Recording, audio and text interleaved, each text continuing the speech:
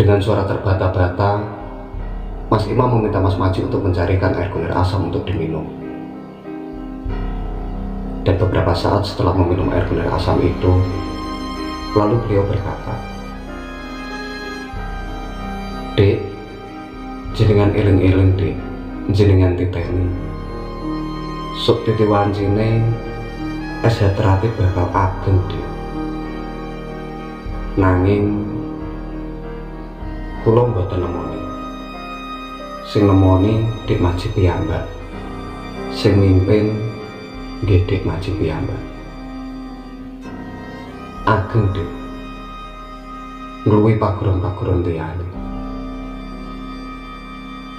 Jadi begitulah kata Mas Imam waktu itu.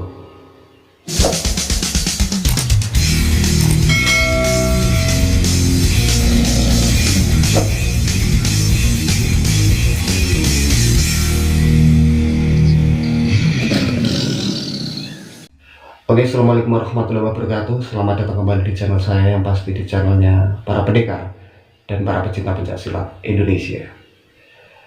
Di kesempatan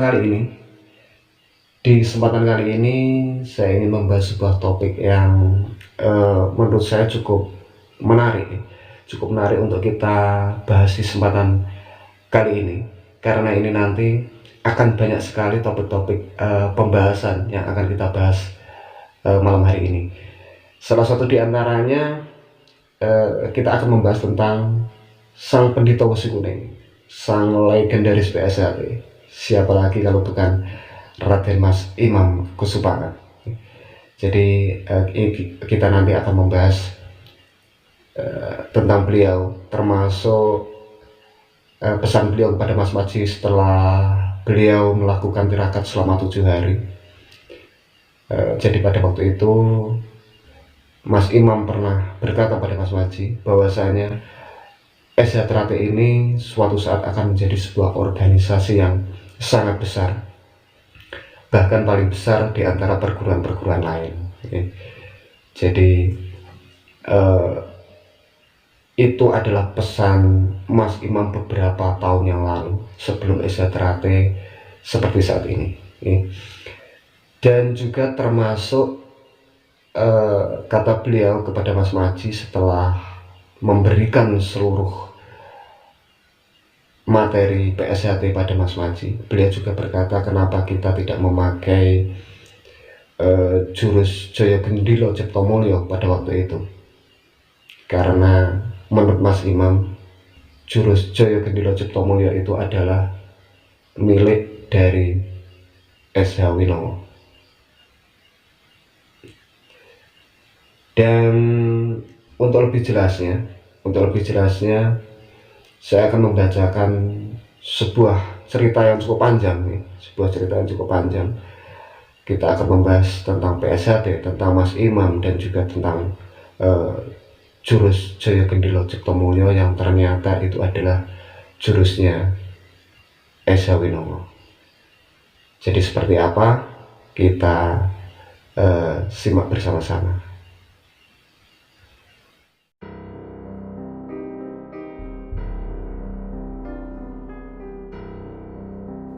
Menurut penuturan Master Maji, beliau adalah sosok pendekar yang santun dan berwibawa. Jika melatih di depan siswanya, beliau cukup tegas, keras, dan disiplin. Selama Mas Maji dilatih beliau, senam dan jurus yang diajarkan beliau adalah senam dan jurus yang sampai sekarang diajarkan kepada siswa SHTRAT. Sejak saat itu pula, gerakan yang diberikan kepada siswa SHTRAT adalah gerakan senam dan jurus yang diberikan Mas Irsyad kepada Mas Imam dan diturunkan kepada siswa beliau. Dalam perkembangannya, senam dan akurasi jurus pada era Mas Irsyad ini yang akhirnya dijadikan gerakan baku pencaksilat SHTRAT.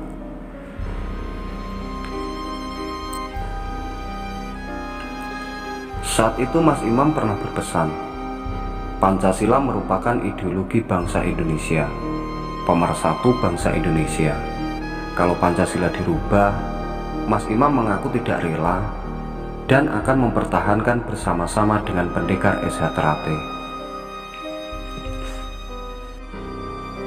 Pada tahun 1963, Mas Imam berhasil mengesahkan anak didik pertamanya, yaitu Mas Tarmadji, Abdullah Kusnowijoyo Sudiro, Bibit Sukati, Sudarso, Sudibyo, Sumarsono, dan Bambang Tunggul-Wulung. Perlu ditegaskan lagi, Mas Tarmadji adalah anak didik langsung Mas Imam. Sejak latihan dan disahkan, pelajaran pencaksilat yang diterima dari Mas Imam saat itu adalah pelajaran pencaksilat yang sudah disempurnakan pada era Mas Irsyad, yaitu senam 1-90 dan jurus yang sudah disempurnakan, pasangan, kemudian sambung persaudaraan. Maknanya sejak Mas Imam melatih hingga beliau memimpin Esa Terate, yang diajarkan beliau adalah senam dan jurus baru, sedangkan jurus lama tidak lagi digunakan. Sebab seperti yang dipesankan Mas Imam kepada Mas Madji, jurus Jaya Gendhila Ciptomulyo itu miliknya Esa Winongo.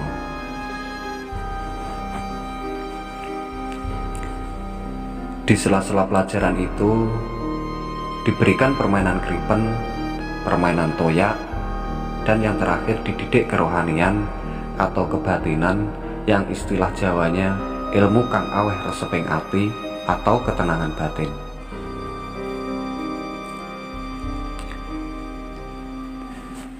Sementara itu, bagi saudara-saudara kadang Esa Terate yang mempelajari ilmu kebatinan dan kanuragan, ibaratnya ngilmu amrih dibacok ora tedas, ditembak laka-laka, tidak pernah dipermasalahkan, dengan catatan ilmu yang dipelajari itu dipergunakan hanya untuk pengayaan keilmuan secara pribadi dan tidak memasukkannya ke kurikulum pelajaran keilmuan di Esa Terate.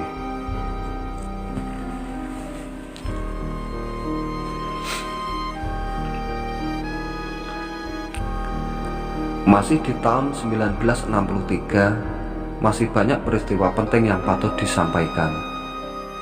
Pasalnya, momen ini dipandang sebagai tonggak penguat perkembangan Esa Terate, yaitu turunnya para pendekar Esa Terate ke gelanggang adu bebas. Gelanggang adu bebas pada tahun 60-an merupakan event bergengsi bagi pendekar persilatan di Madiun dan sekitarnya. Event ini merupakan arena pertandingan kelas laga dengan sistem full body contact atau pertarungan antar pesilat tanpa pelindung. Boleh dibilang, event ini merupakan ajang perkelahian para pendekar pilih tanding yang diatur dengan sistem pertandingan dan ditonton orang banyak. Dulu selain dijadikan ajang pamer kesaktian, event yang digelar setahun sekali di halaman kantor Eks-Karisidenan Madiun itu juga dijadikan media promosi perguruan pencaksilat untuk menggait peminat. Fakta empiris, perguruan pencaksilat yang berhasil memenangkan pertandingan, jumlah muridnya pasti akan semakin banyak. Saat itu, Raden Mas Imam Kusupangat jadi jagonya Esa Terate, di samping Parno Ramelan dan Sudarso. Di arena laga bebas itu, Mas Imam berhadapan dengan Kiai Sukoco dari Esa Tutekat dan Sewulan Gagangan, seorang pendekar yang dikenal dikdaya dengan postur tubuh yang jauh lebih tinggi dibanding Mas Imam. Selain itu, Kiai Sukoco ini dikenal pendekar yang kebal, pilih tanding, dan berpengalaman, serta beberapa kali memenangkan event adu bebas. Menurut Mas Madji, sebenarnya saat itu beliau juga berniat ikut turun ke gelanggang, tapi Mas Imam tidak mengizinkan. Alasannya, usianya masih terlalu muda. Mas Madji hanya ditugasi membawa keris Kiai Luwuk dan dipesan agar keris itu tidak pindah tangan selama Mas Imam bertanding. Awalnya sejumlah tokoh Aisyah Teratai meragukan Mas Imam, malah sempat menyarankan agar Mas Imam tidak turun ke gelanggang. Tapi terbukti beliau berhasil mematahkan keraguan saudara-saudara Aisyah Teratai. Pada ronde-ronde awal laga berlangsung seru. Kedua pendekar itu bertanding cukup imbang. Beberapa kali tendangan dan pukulan Mas Imam mengenai tubuh Kiai Koco cukup telak. Tapi Kiai Koco hanya menanggapi dengan senyuman. Jelas itu menandakan Kiai Koco memang pendekar yang kebal dari rasa sakit akibat pukulan dan tendangan. Memasuki ronde terakhir, Mas Imam berhasil menguji tubuh Kiai Koco. Saat itu juga Mas Imam berteriak agar wasit juri melakukan penghitungan. Meski berupaya melepaskan diri dari kuncian, Kiai Koco tak berhasil. Akhirnya Dewan Juri memutuskan pertandingan itu dimenangkan oleh Mas Imam.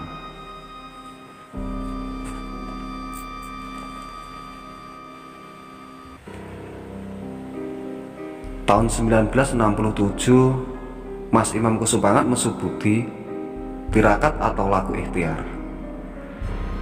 melakukan puasa selama 7 hari 7 malam di dalam kamar. Kecintaan beliau pada Aisyah Teratai mendorong Mas Imam sering tirakatan, meminta petunjuk kepada Allah, Tuhan Yang Maha Esa. Sebelum masuk ke dalam kamar, Mas Imam meminta Mas Maji menjaga di depan pintu.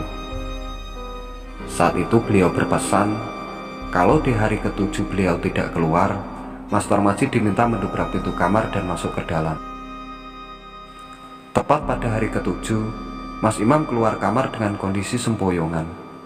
Dengan suara terbata-bata, beliau meminta Mas Maji mencarikan air kunir asam untuk minum.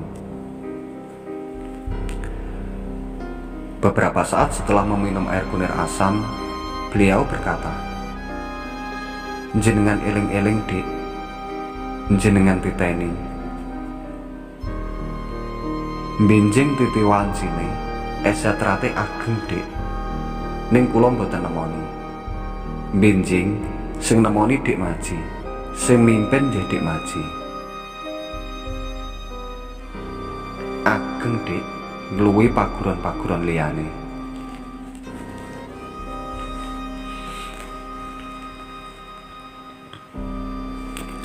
Menurut Mas Maji, beliau hanya diam mendengar ungkapan Mas Imam saat itu. Beliau tidak begitu paham apa maksud ungkapan Mas Imam tersebut. Saat itu saya hanya berpikir Mas Imam berkata seperti itu hanya untuk membesarkan hati saya. Gitu kata Mas Maji. Hari-hari berikutnya, Mas Maji sering diajak menemani Mas Imam laku tirakat. Banyak lokasi ritual yang dikunjungi, seperti Segoro Kidul, Harga Dumilah di puncak Gunung Lawu, hingga ke Gunung Serandil. Namun terkait ini Mas Maji menegaskan, laku tirakat atau tapa brata yang dilakukan Mas Imam lebih dititik beratkan pada laku pribadi sebagai pengayaan keilmuan pribadi Mas Imam sendiri, dan beliau juga tidak pernah memaksakan diri memasukkan ke kurikulum pelajaran di Aisyah Teratai. Pada tahun 1985, ibu kandung Raden Mas Imam Kusupangat, Ibu Ambarko Sensi, meninggal dunia. Saat itu, Mas Imam kelihatan berduka dan mengalami kesedihan yang sangat mendalam. Bahkan beliau sampai berpamitan pada Mas Maji ingin menyusul ibunda tercinta. "Saya mau nyusul ibu dik," kata Mas Imam. Ini adalah untuk kedua kalinya Mas Imam pamit pada Mas Maji. Dulu saat adik kandung beliau, Raden Mas Imam Kuskartono atau Mas Kikot meninggal dunia tahun 1966, saat itu beliau juga mengutarakan niatnya menyusul adik tercinta ke alam baka. Niat Mas Imam menyusul ibunda ke alam kelanggengan juga diutarakan beliau kepada kerabatnya. Bahkan sudah pamitan ke keluarga. Melihat kemauan beliau, Mas Maji diminta merayu Mas Imam untuk mengurungkan niatnya. Saya katakan di depan beliau saat itu bahwa tenaga dan pikirannya masih sangat dibutuhkan oleh Eza Terate. Mendengar alasan Mas Maji, Mas Imam pun menjawab, "Injih Dik, kula manut. Nanging ampun dangu-dangu, ampun luwih saking 1000 dinten sedane ibu."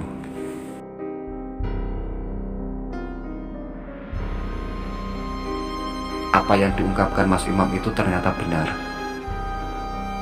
Pada hari Senin tanggal 16 November 1987, Raden Mas Imam Kusupangat meninggal dunia pada usia 49 tahun kurang 2 hari. 2 hari sebelumnya, tepatnya malam Jumat, Mas Maji bersama istri Nyi Hajah Ruwitar Maji sowan ke kediaman Mas Imam di Pavilion Kabupaten Madiun. Malam itu, Mas Maji melihat kondisi beliau sangat lemah. Saya bertanya, "Mas Imam sakit ya?" Beliau menjawab, "Enggak, Dek." Saya berkata lagi, "Injih, Mas Imam sakit. Jangan-jangan Mas Imam mau mendahului saya." Mendengar kata-kata saya itu, Mas Imam tersenyum. "Mboten, Dek. Mangke dinten Senin enjing kemawon, Dek Maji kula timbali mriki." Malam itu, beliau juga sempat berpesan kepada Mas Maji untuk tetap setia dan aktif membesarkan Eza Terate. Sepulang dari rumah Mas Imam, Mas Maji mampir ke tempat Pak Marwoto dan berpesan agar saudara-saudara Eza Terate yang kebetulan ada di situ untuk mampir ke rumah Mas Imam. Saya katakan pada mereka, kondisi Mas Imam tidak seperti biasanya. Hari Senin pagi, apa yang saya khawatirkan ternyata benar terjadi. Kondisi Mas Imam drop, hingga harus dilarikan ke rumah sakit. Dan pagi itu juga, beliau pergi meninggalkan kita menghadap Allah Tuhan Yang Maha Esa. Jenazah beliau dimakamkan di makam taman Kota Madiun. Eza Terate sangat kehilangan, tapi karena semua itu kehendak Allah, kita harus tetap menerimanya. Oke, jadi itu tadi sebuah cerita yang cukup panjang, perjalanan Eza Terate, perjalanan Mas Imam Kusupangat, dan juga perjalanan-perjalanan ilmu Eza yang ternyata jurus Jaya Gendhila Cipta Mulya yang saya sendiri juga baru tahu kalau ternyata itu adalah sebuah jurus milik dari Eza Winongo. Jadi itu alasannya kenapa tidak dipakai di PSHD. Dan saya rasa hanya itu yang bisa saya sampaikan. Mudah-mudahan teman-temanku semua, dulur-dulurku semua ya, bisa sedikit mendapatkan pengetahuan. Dan yang pasti semoga video ini bisa menghibur dulur-dulur semuanya ya. Sekian video dari saya, ada kurang lebihnya saya mohon maaf yang sebesar-besarnya. Dan akhirnya assalamualaikum warahmatullahi wabarakatuh.